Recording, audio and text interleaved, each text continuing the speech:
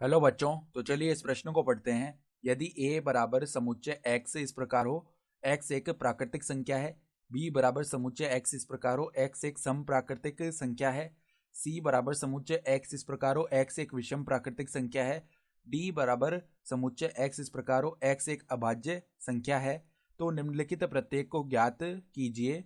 b सर्वनिष्ठ d। तो यहाँ पे देखो b सर्वनिष्ठ d से जो समुच्चय आएगा वो हमें ज्ञात करना है। तो प्रश्न में आगे बढ़ने से पहले इस प्रश्न से संबंधित जो मुख्य उदाहरण है उसकी हम चर्चा कर लेते हैं। तो देखो मुख्य उदाहरण क्या हो जाएगी। ए सर्वनिष्ठ बी, इसका अर्थ क्या होता है? इसका अर्थ होता है उन अवयवों का समुच्चय, उन अवयवों का समुच्चय जो ए व बी दोनों में उपस्थित हो। ठीक है, ये होता है ए सर्वनिष्ठ बी का अर्थ, ए व बी दोनों में उपस्थित हो। ठीक है, तो सबसे पहले हम समुच्चय बना लेते हैं।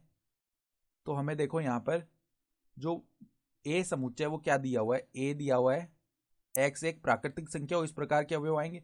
तो प्राकृतिक संख्या एक से शुरू होती है, 1,2,3 इस प्रकार आगे बढ़ते जाएगी संख्या। ठीक है, फिर बी समुच्चय क्या है, एक सम प्राकृतिक संख्या हो एक्स। ठीक है, तो सम प्राकृतिक संख्या यानी 2,4,6,8 इस प्रकार से अवयव आगे बढ़ते जाएंगे। ठीक है, फिर सी समुच्चय क्या है, एक्स एक विषम प्राकृतिक संख्या हो, तो 1,3,5, देखो 7 इस प्रकार से जो विषम प्राकृतिक संख्या है वो आगे बढ़ती जाएंगी। फिर डी बराबर क्या कह रहा है, एक्स एक अभाज्य संख्या हो, तो पहली अभाज्य संख्या 2 होती है। ठीक है, फिर 3, फिर आता है हमारे पास में 5, फिर आता है 7। तो इस प्रकार से संख्याएं आगे बढ़ेगी। तो हमें क्या निकालना है, बी सर्वनिष्ठ डी निकालना है। इसका अर्थ क्या हो गया, उन अवयवों का समुच्चय जो बी और डी दोनों में आए। तो देखो बी में क्या आ रहा है, सम प्राकृतिक संख्याएं आ रही हैं, जैसे कि 2, 4, 6, 8 इस प्रकार की संख्याएं। ठीक है, और देखो डी में क्या आ रही है, अभाज्य संख्याएं आ रही हैं।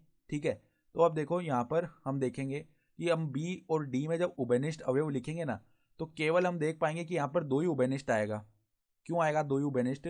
देखो हम अभाज्य संख्याओं में हम दो के बाद अभाज्य संख्या देखेंगे तो 3, 5, 7 ये तो विषम है। ठीक है, अब इसके बाद जो हमारे पास में सम प्राकृतिक संख्याएं आएंगी ना आगे, जो कि अभाज्य है। ठीक है, तो वो तो क्या है, अभाज्य नहीं हो पाएंगी क्योंकि वो दो से विभाज्य हो जाएंगी।